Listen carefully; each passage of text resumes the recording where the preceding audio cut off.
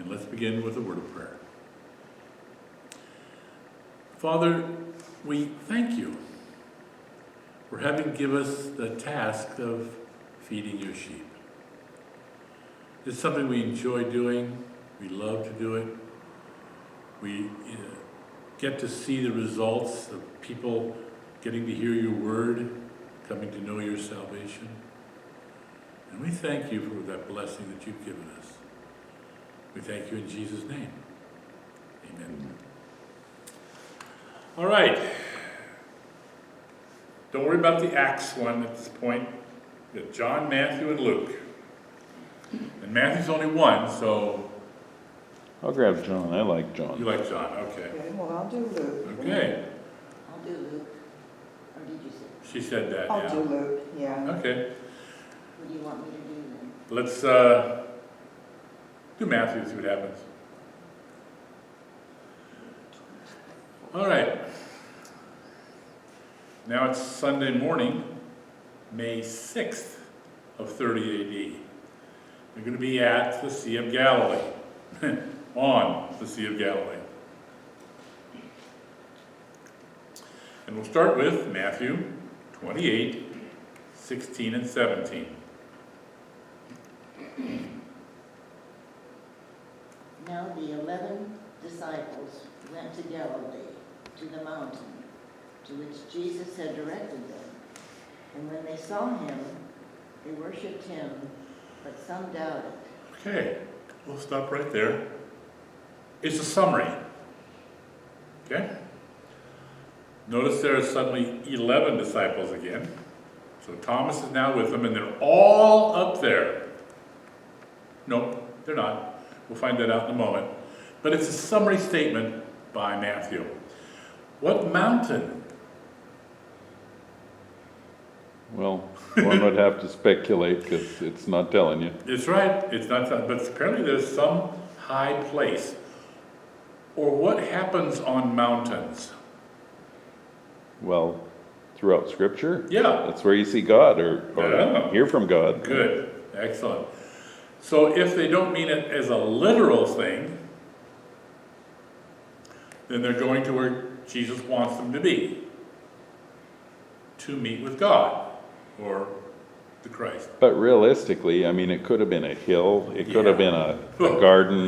What we call a mountain, yeah, Right. hills Right. there. Okay, bumps, moles, I don't know.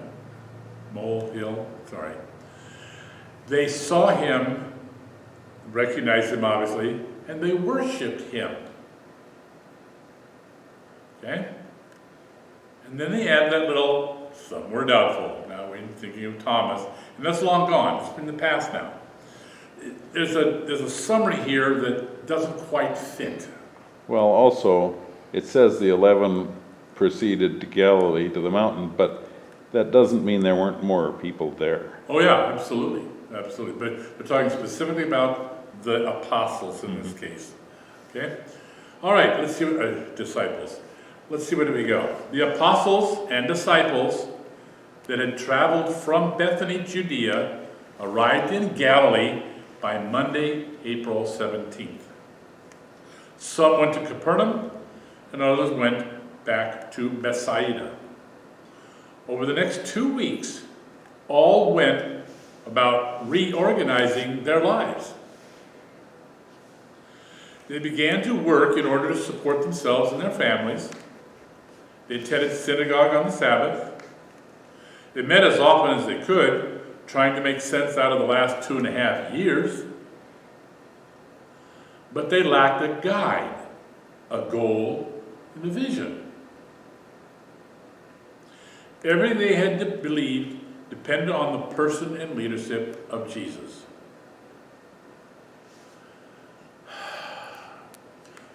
What do you hear? What do you say? What do you think? They're a little lost in a way. This group that went up there is still confused. Is there anyone in here who's never felt confused or lost at some point? Not in my life. All the time. So Okay. it's certainly easy to understand. Right, I agree. But shouldn't they be totally aware? You know, they actually got to be with Jesus, right? And he appeared to them. They should be all solid in their faith, and they should know exactly what's going on, shouldn't they? Well, we know they didn't get it throughout his ministry. They didn't hardly get it afterwards either. Well, but he fixed that. Yes, he did. He will. And this Yeah. is part of the fixing process, okay? Where he's giving them a focus, which they don't have. They went back up and they kind of went back to their old life. You know? Mother-in-laws, families, you know, got to earn a living, do whatever you do. So this is my opinion, is that they went back. They were still a little bit confused, but they had to go back and get to work again and met whenever they could. Any question or thought?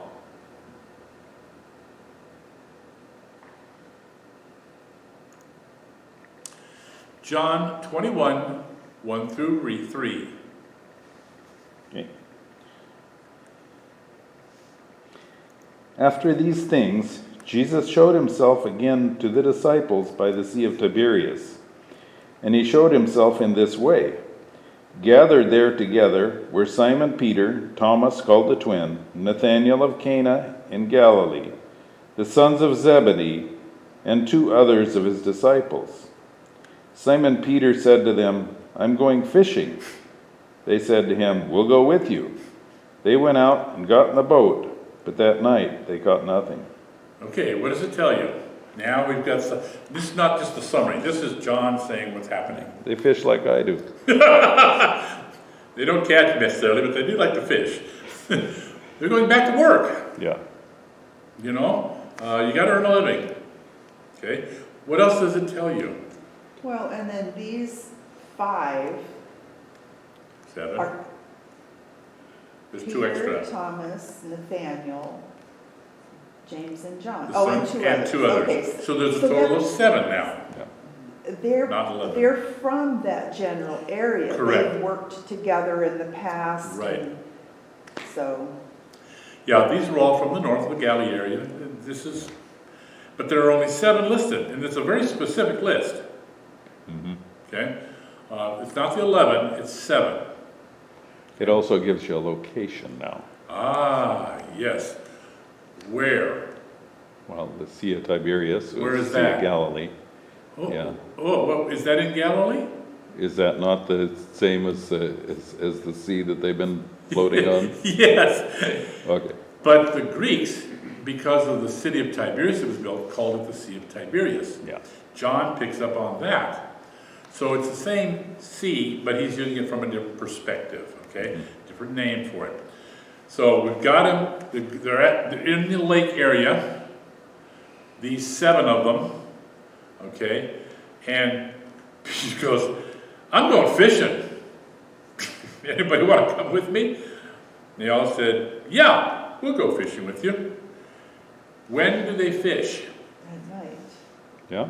Why? Well, if they are in a country where they have clear skies, Ooh, yeah. you have a subdued light on the water, Yep, and that makes the fish less flighty and more willing to feed. that's right. And in April, they're going to tend to be a little warmer, and they'll be more active in the evening, trying to pick up Sure. insect stuff, and they'll swim closer to the surface. Yeah, it's a good time to go fishing at night, especially if you have a lantern or 2. Yeah. Yeah, the lights. We don't know what they had, No. but regardless of that, we know fishing is better oftentimes at night. Yes, and certainly in the evening or morning. Or other daytime is not the best time to go fishing. Well, and usually. also, I mean, for professional fishermen, they're going to want to be coming in the morning and selling their wares. Correct. you know, That's true. Before Yeah. it gets hot and they start Right. getting a little Get- more aromatic. Get to that morning market, you know. Because fish do get ready. Aromatic, yes they do, especially when they warm up, you bet. Anything else? My guess there is probably 2 others, or probably, and the other followers, not one of the 12, of the 11. Well, it's interesting because normally you'd expect them to name them. if they were the prime Right. 11, So or those two Yeah. others probably were some there may other disciples, Well, apostles. it also could be that whoever the original composer of these words were before Good. the gospel writer, Uh-huh. that's what they could remember, so that's what they gave. Right, exactly. We don't know who the two might have been, and I agree with you. It could have been just two other followers. It could have been two other apostles, but they'd forgotten the name when they originally wrote it down, whoever wrote it down. So, but what Elizabeth is not the 11. That was a summary statement. It is 7, or 5 and 2 anyway. Very good. All right, here we go. But on Saturday night, following the Sabbath of May 4-5, 7 of the disciples, Peter, Andrew had decided to stay in Jerusalem, James and John, Thomas and Nathanael, and 2 other disciples, went out fishing on the lake. Thomas and Nathanael were working for Peter rather than living in Cana in order to be near each other. They were not fishermen originally, okay? But they're going to stay with Peter and the crew and help fishing so they can be near where the other disciples or apostles are. That is my opinion. Okay? Do you see anything here, anything of interest?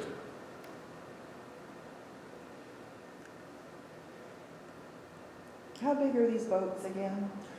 Oh, 20 feet long, maybe a little longer. But the type of boats they had in those days were big empty hulls, so Yeah. they could probably take some weight. Well, they also had platforms in the back part. Yeah. They had the sails, so they could put up a Yeah, sail. but the point is they're light for their size. Yes, I agree. Because they don't expect much turmoil on the lake, usually. Usually. Every now and again, you get caught with a storm. Okay. They had spent the night fishing in hopes of selling them at the morning fish market. Right on. Okay? But they had wasted their time. They had caught nothing that they could sell. I don't know if wasted their time was good, because there was a lot of good conversation probably. A lot of I wondering. don't know.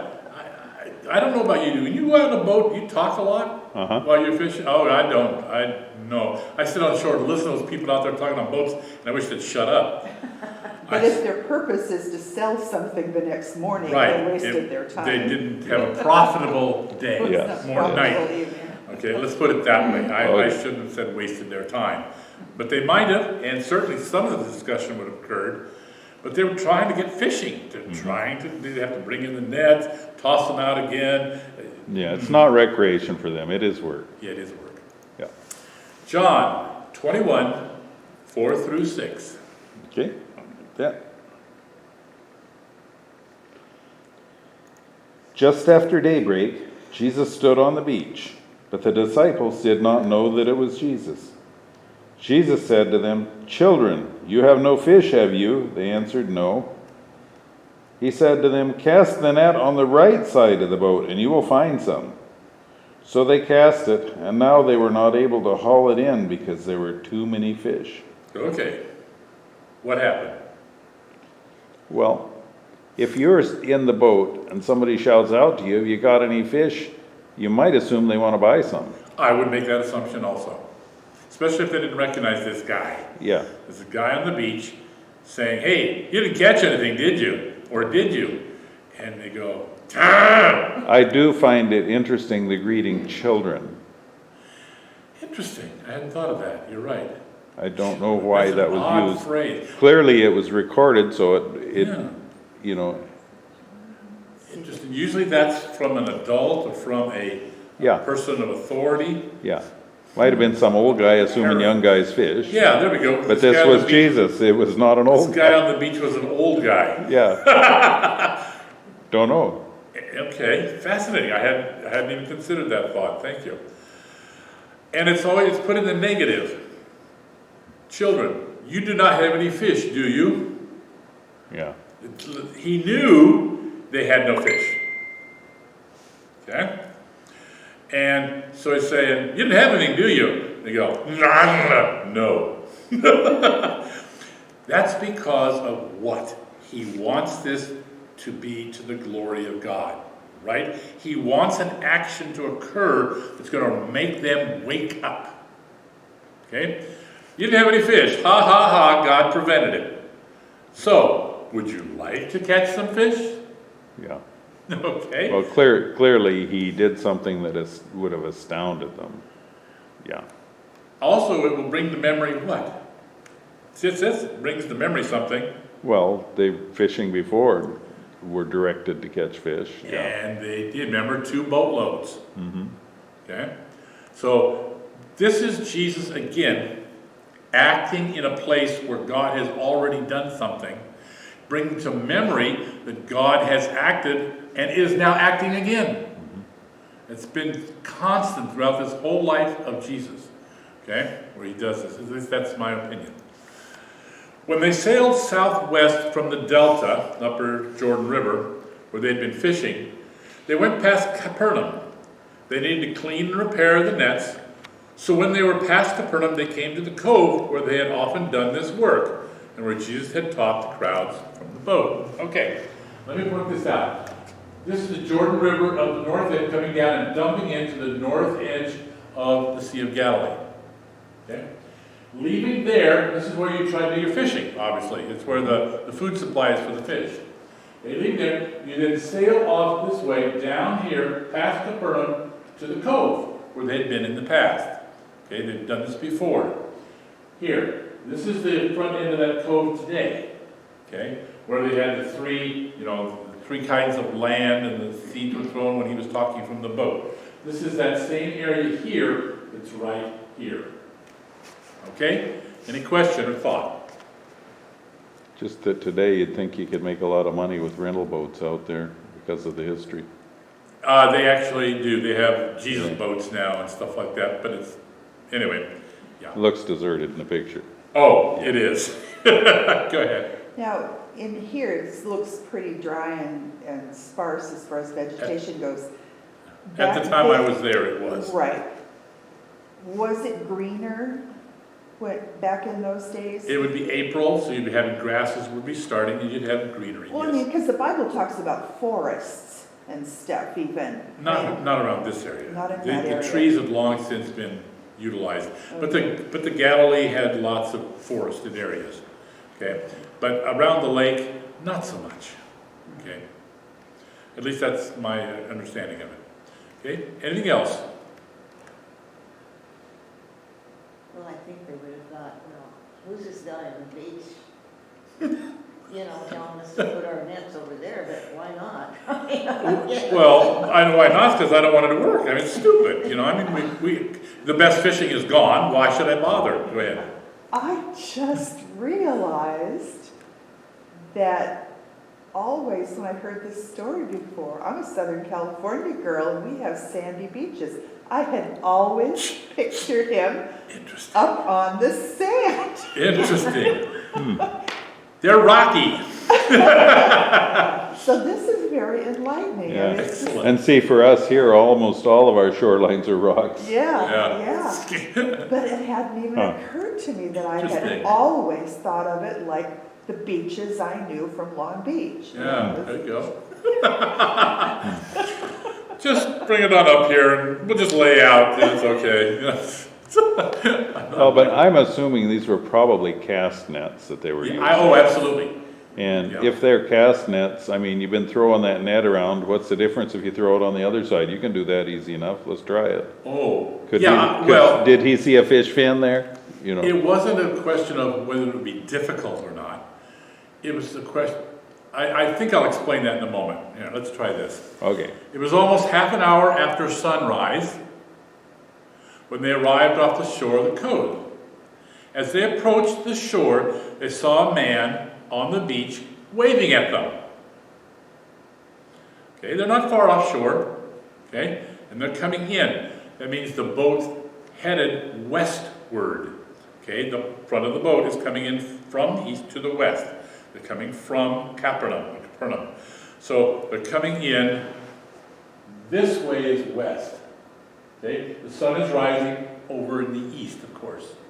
Okay, we with it so far? Mm-hmm. All right. And he's waving at them. There you go, Rocky Beach.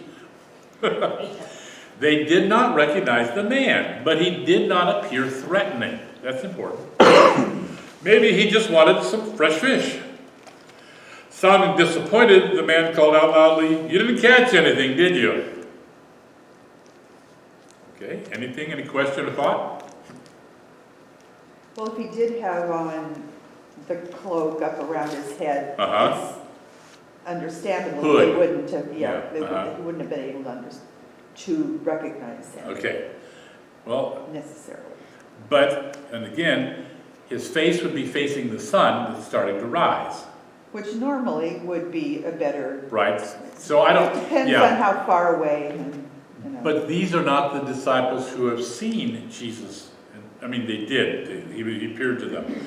But they have, it's always a question of whether you recognize him or not. Is he doing what's familiar or not? Have you recognized the difference in what is happening or not?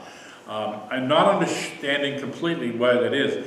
But when Mary, mother of, did recognize him, she fell at his feet and that whole bit. But Mary Magdalene did not recognize him. There's a reason for that, and I just don't know what it is.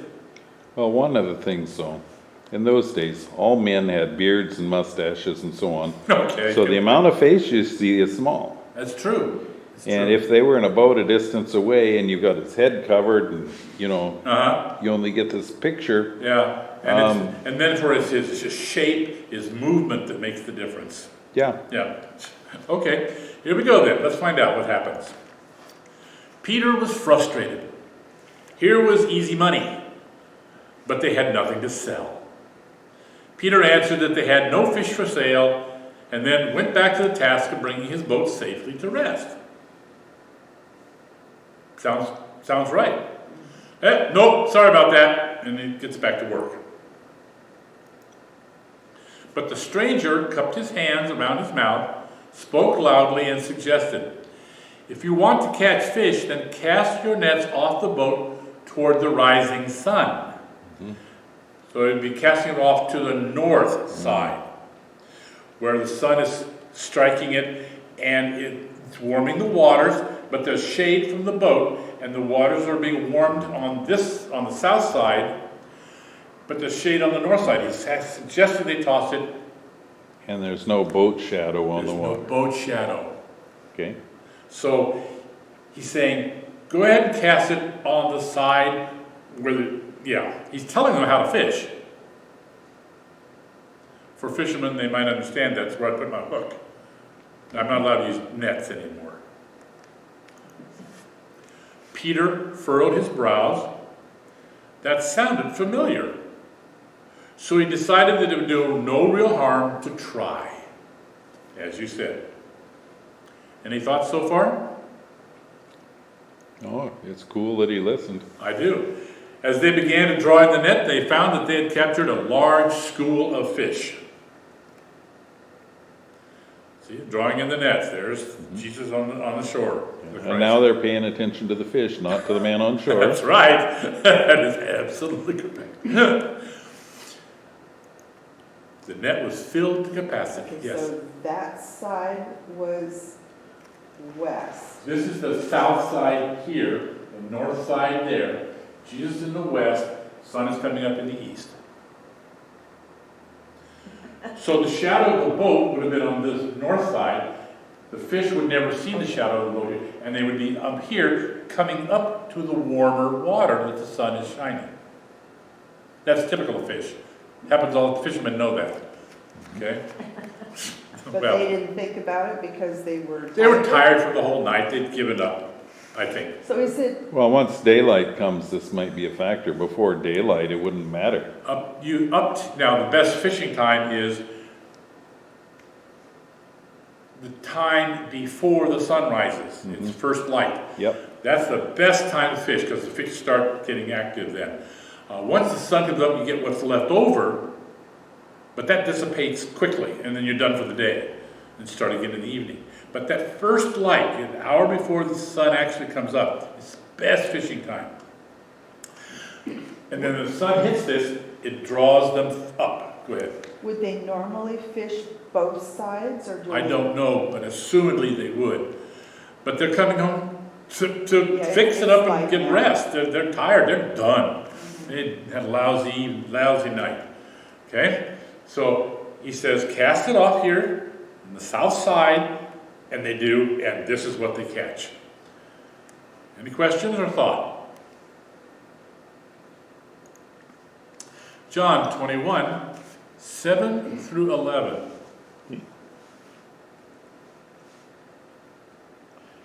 That disciple whom Jesus loved said to Peter, "It is the Lord." When Simon Peter heard that it was the Lord, he put on some clothes, for he was naked, and jumped into the sea. But the other disciples came in the boat and dragged their net full of fish, for they were not far from land, only about 100 yards off. When they had gone ashore, they saw a charcoal fire there, with fish on it and bread. Jesus said to them, "Come, bring some of the fish that you've caught." So Simon Peter went aboard and hauled the net ashore, full of fish, 153 of them. And though there were so many, the net was not torn. Okay. There's a lot happening here. Why don't you tell me what you see? What do you see? Feel or think? Well, we know that if it was 100 yards off, that explains not recognizing him if they didn't pick up on his voice. Good, correct. And echoey over the distance, maybe not. I agree with you. 100 yards is fair Yeah. distance, but it's still pretty close. It's getting. Well, it's a football field away. Yeah, that's about right. Mhm. Okay, anything else? Well, why didn't Peter jump in the water? That's curious. Peter does. First of all, let's start with who recognized the Lord, Well, the disciple Jesus loved. which we know is Peter. John, yeah. Yeah, John, going back to the empty tomb, John recognized what was going on a lot more than Peter did. Okay? But John says, hey, whoa, dude, that's the Lord. I remember from the last time we were fishing out here and he told us to do this. And Peter goes, dude, you're right. Now he wasn't naked. Translated from the Greek. Oh yeah, that's somewhat Well, translated. okay. Transliterated. How But about he that? didn't have his outer garments on because he Correct. didn't want to get them all fishy and nasty. Correct. They say naked, but they're not. They always have some garment on. Okay? But he's stripped down for work. Okay? And when he finds out and agrees with John that that's the Lord, what does he do? Throws on his clothes and hops in the lake to get there quicker than her. To get there first. Peter always jumps into things, whether he knows what's going on or not. He's always in the lead. It's always goes that way. That's Peter, you know. Not a good swimmer. Well, you don't have to swim for very long. It wasn't all that deep. Oh. And then it gets shallower, and then he can wade. But, all right, so, let's see, then he gets out of the boat and heads for shore. Meanwhile, what happens? The other guys drag the The fish guys in the have to do all boat the in. unloading.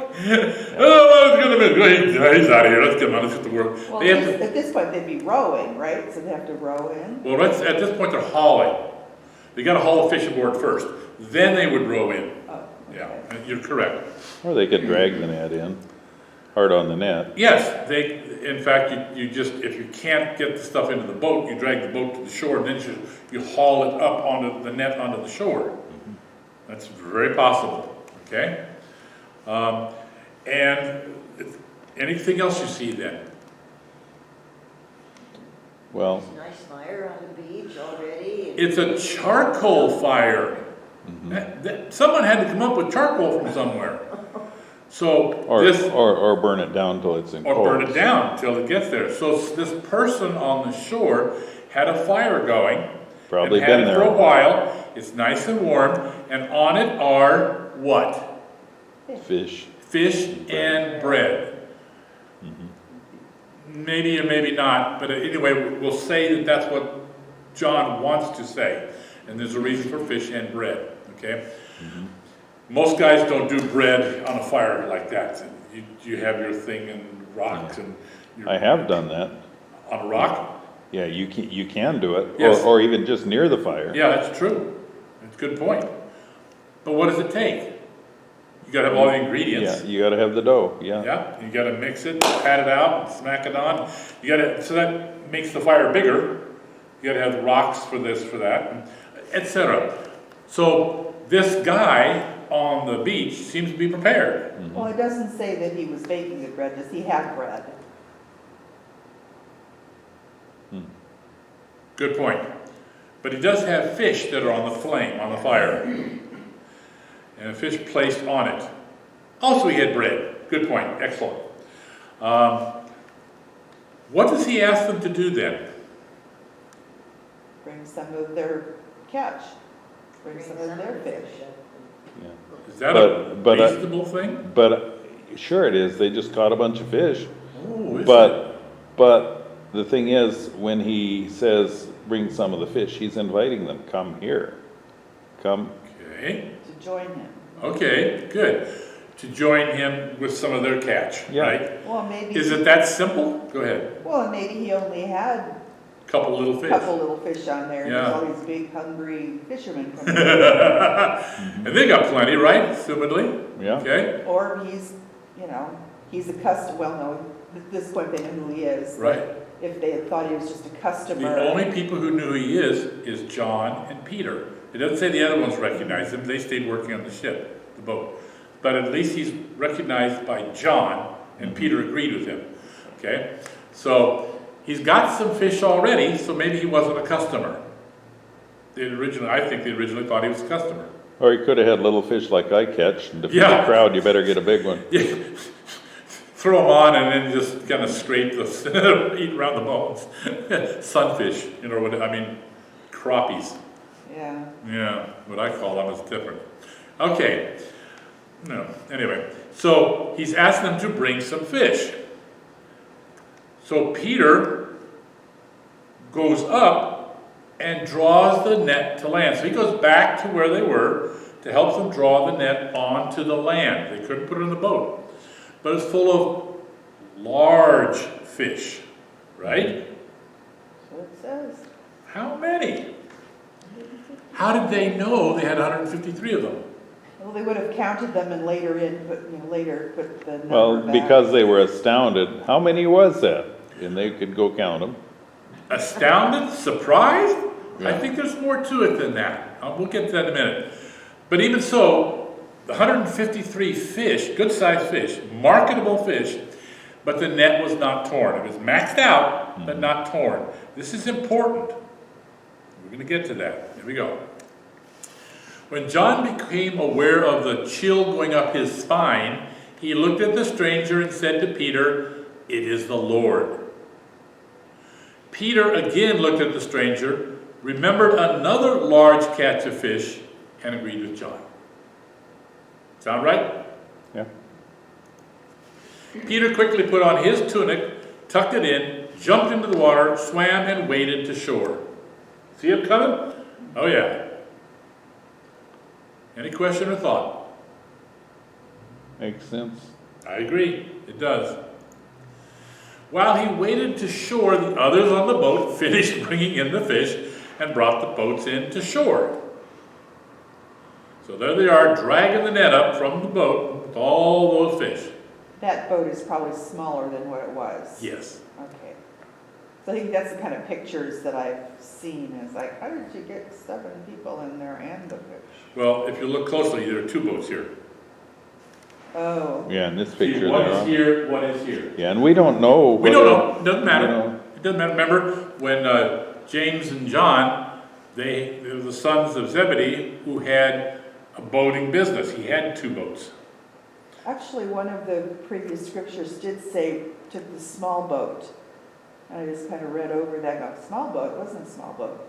But so they may have had 2 boats? They may have. We don't know. It doesn't matter.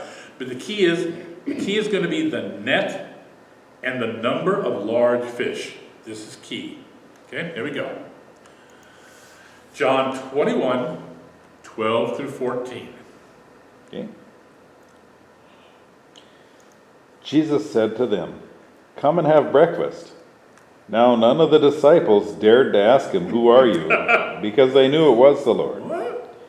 Jesus came and took the bread and gave it to them, and did the same with the fish. This was now the third time that Jesus appeared to the disciples after he was raised from the dead. Okay, what does this tell you? It almost sounds like he didn't really look quite the same, Uh-huh. and yet in their spirits they knew it Well, was. also completely, Good completely point. unexpected, probably. Out of place, absolutely. But they were told he would meet them there. But he doesn't look quite like what they remembered. But they knew, kinda, that this was the Lord. Or at least they didn't dare question it. It's weird. It's a very strange feelings that they're having. Okay? Anything else? He gave them the stuff they cooked. Well, and Ooh. for Jesus to break bread and give it to them, When was the last time we heard of him breaking bread? road to Emmaus. And Emmaus. Okay? And they recognized him immediately after the breaking of the bread. So here's why that bread is important here. Okay? Now, the only fish he had cooked so far were whatever little things he had. Maybe some time has elapsed, he's thrown some of these larger fish on there, and it takes a few minutes to cook a fish. Especially if it's large, which in this case would be about 12 to 18 inches, maybe. Okay? You got to rack them up, throw them on, flip them, but it's breakfast time. Yeah. Although we don't know what kind of fish it is. Some fish get a lot bigger than that, lake fish. Not so much there. Well, it might have at that time. We don't know. But there are some general size fish that are well known to the area. They're called Peter's fish nowadays. Okay, I forget the name of the fish type. I'll have to come up with that. My apologies. Okay, so this is the third time he was manifested. When was the first one? When he appeared Easter day, Easter evening. When he appeared to Thomas, and now here. No Peter, nobody else, nothing. This is the manifested, well, actually it's manifested to the disciples. So it's to groups. He may have done Peter, we don't know. Simon. Okay, here we go. There, already prepared, was some bread and fish. The Christ wanted Peter to remember this catch, and so asked Peter to get some more fish for breakfast. Peter had to count them first, so that later each man got his share of the profits of the sale. Peter was surprised that there were 150 large fish. He did not count the small ones that would not sell. You always catch some small ones in the net. And yet the net had held them all without breaking. Now here's what it means maybe. The church would hold people from all over the world and yet would not be destroyed. The church can handle, 153 was the count of nations on earth at the time that they had a general. Oh, really? Oh, yes. Oh. Okay. So this is a thing that the church will be able to encompass all of the world's people and not be broken. Is there not 153 in Revelations as well? You're going to find that number elsewhere, yes. Yeah, I thought so. Okay. The Christ and the apostles and disciples ate their fill of fish and bread next to the Sea of Galilee, where to the south the 5,000 Jews had been fed, and to the east the 4,000 Gentiles had been fed. Being in 5 feet. This is the bread and fish. This is very important. This is a true revelation. Thoughts? Comments? Questions?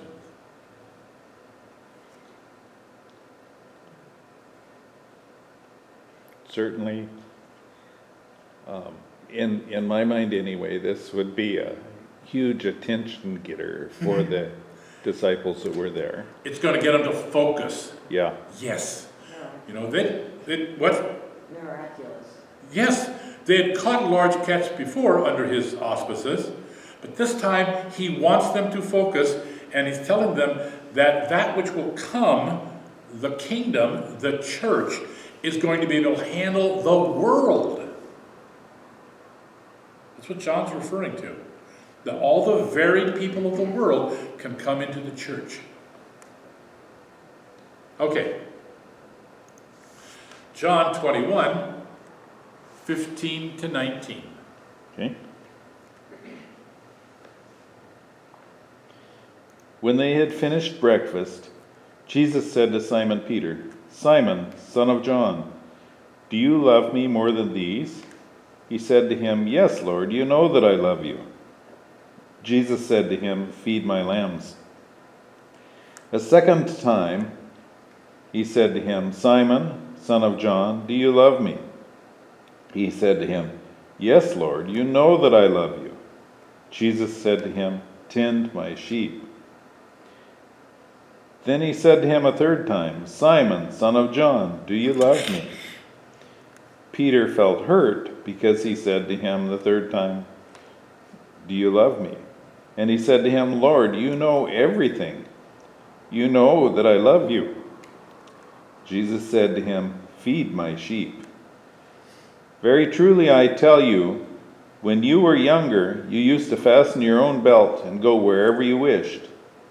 But when you grow old, you will stretch out your hands, and someone else will fasten a belt around you and take you where you do not wish to go." He said this to indicate the kind of death by which he would glorify God.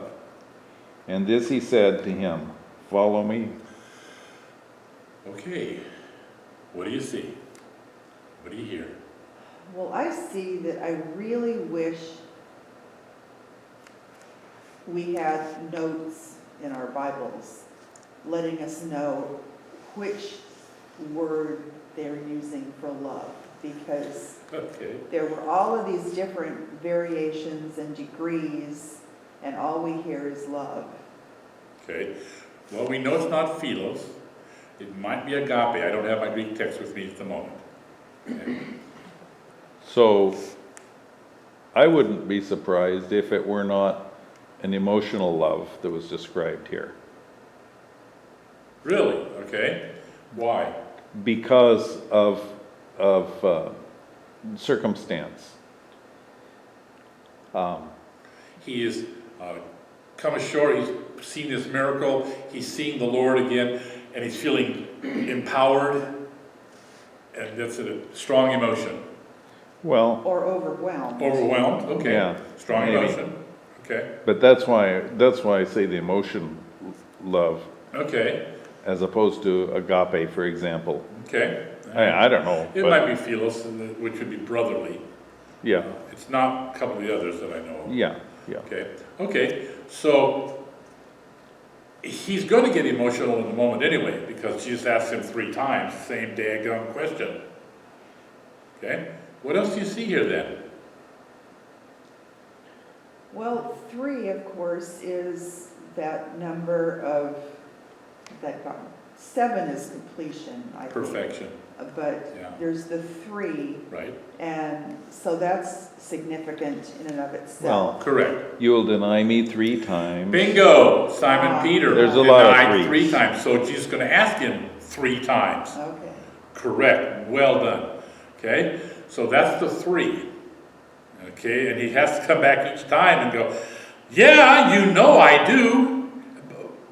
Do you love me more than these? Does that mean, do you love me more than you love them? Or do you love me more than they love me?"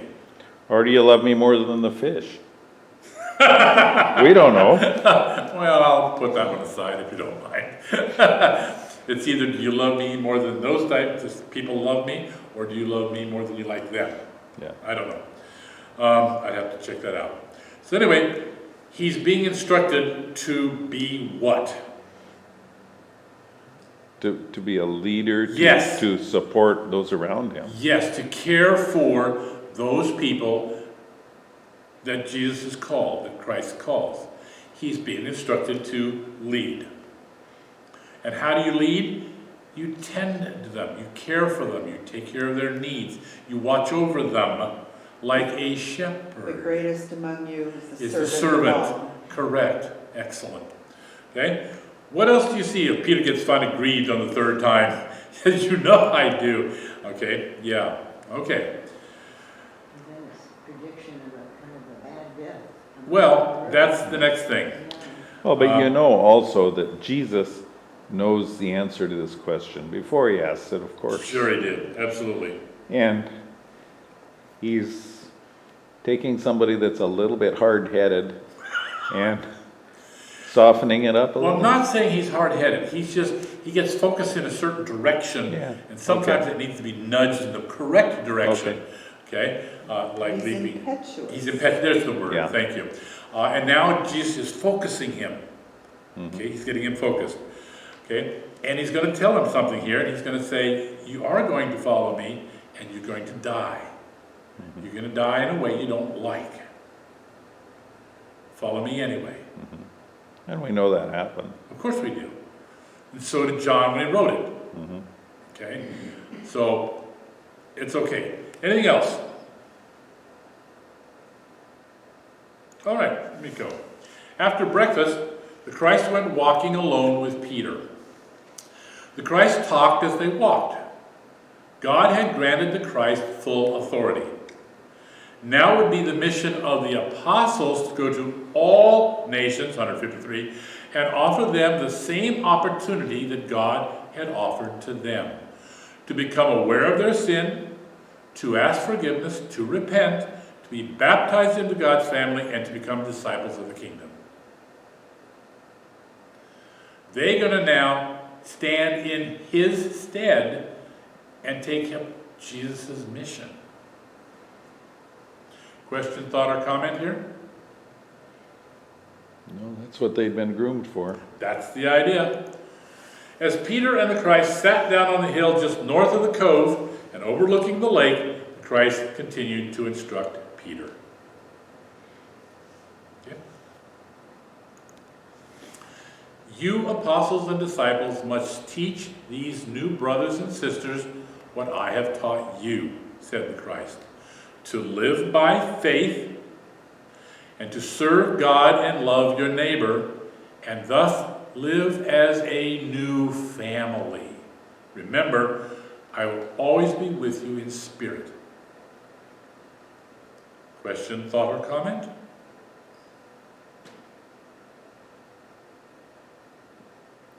Well, I do know that spirits in that part of the world are a more common belief than they are here in our nun zone. Okay. And You would know that, yeah. and even today, you go to rural Africa out in the bush. I've done this. They expect spirits continually. They do not.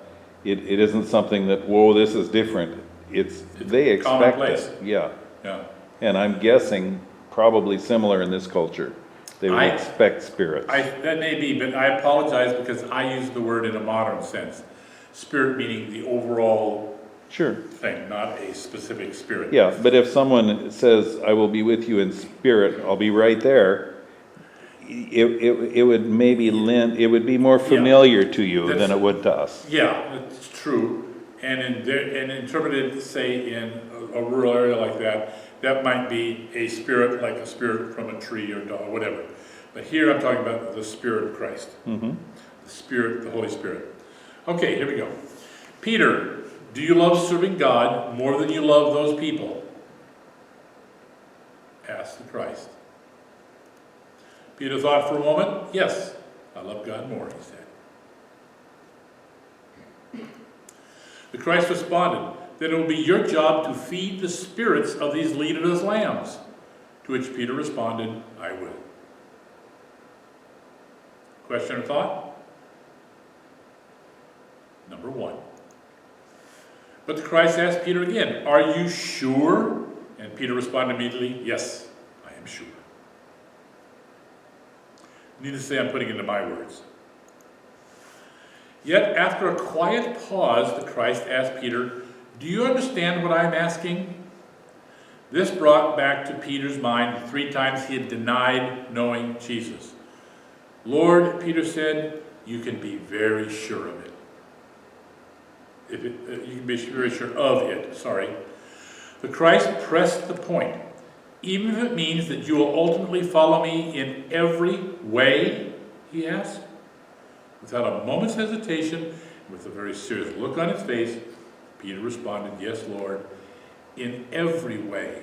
And remember, Jesus was crucified. Peter understood that. He knows he's being told about his death. Question, thought, or comment? Well, one of the things, if you know how you're going to end, it might be easier to be bold. Because I'm not going to end it right now. yeah, but what's, Right. what is going to happen to me is going to happen to me, but Yeah. what I say is not going to be a factor. It's not going to change that. Point. So to be bold and say the things that you need to say might be less, the threats would be smaller. Might be less, I agree. Might be.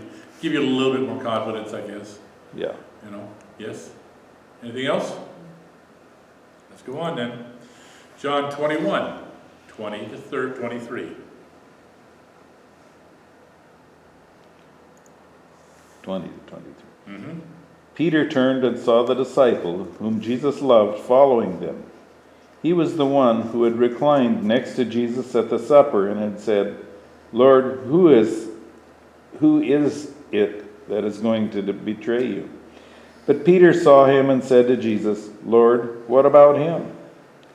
Jesus said to him, if it is my will that he should remain until I come, what is that to you? Follow me. So the rumor spread in the community that this disciple would not die. Yet Jesus did not say to him that he would not die, but that if it is my will that he would remain until I come, what is that to you? Okay, here's someone who's looking in the past. John is looking years later, looking back and writing this.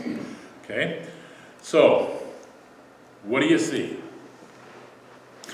Well, it's real easy to create a rumor. Very easy. And clearly this became a rumor that was rampant. That John would not die until the Lord returned. Throughout the church, actually. Absolutely. Comment? Well, Peter and John were two of the top three, and I'm guessing from this that there may have been just a little bit of rivalry as to, who was top dog here. Okay. And so Peter's going, okay, well, I'm going to be the leader. yeah, I've been given this task here, and well, and there's John here. What about him? I'm going to be following you till I die in your way. What about him? But this is what it is for all of us. We can't compare ourselves to anyone else. Yes. God is going to be with us, and he's going to use us how he chooses. Yes. And you can't compare that to anyone else because It's not that we don't try, though. yeah, but we each have our place in the kingdom, and what that is up to John. I mean, it's God. is up to Thank you. God. Knew what you meant. Okay, good. How will John die? John didn't know at this time, as he's writing it later. He's just old and no one else is around. That's one of the reasons we know it's so much later. That doesn't mean he won't be, but he's expecting Christ to come back before he dies. That's one of the standard thoughts. But basically it's, Peter, none of your business what I do with John. Just do what you're supposed to do. Do what you're called to do. All right, let's find out. The Christ and Peter sat together in the morning sun for a while. Peter noticed that John was walking toward them. Peter knew that John was strong in the faith. What about him? Asked Peter, nodding toward John. That is not your concern, said the Christ. He and I will work out his life. Okay? John 21, 24.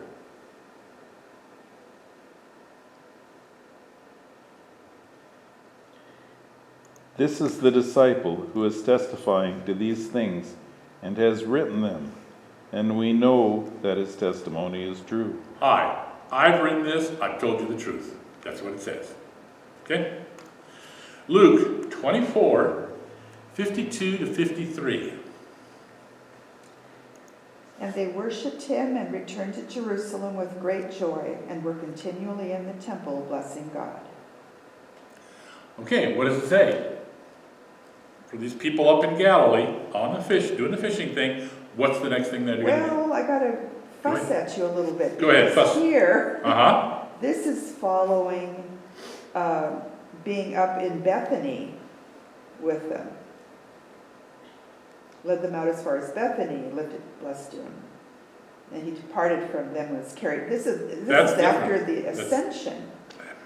Those two verses are after the ascension in Luke. Okay, I will have to reevaluate it, thank you. But still, it's, the people in Galilee are going to have to go back to They have to go Jerusalem back down. because that's when he will ascend. They have to be there. He's telling them, go back. And they probably also want to tell their story. Oh, they're going to want to do that. Want to get back to where all the others are. The other disciples are still, and apostles are still down in Jerusalem. They want to get back there. Absolutely. And then Acts 1 through 4 reads, gathering them together, he commanded them not to leave Jerusalem, but to wait for what the Father has promised. Okay? The key here being, get to Jerusalem and wait. Something else is happening. Okay? Then the Christ was gone.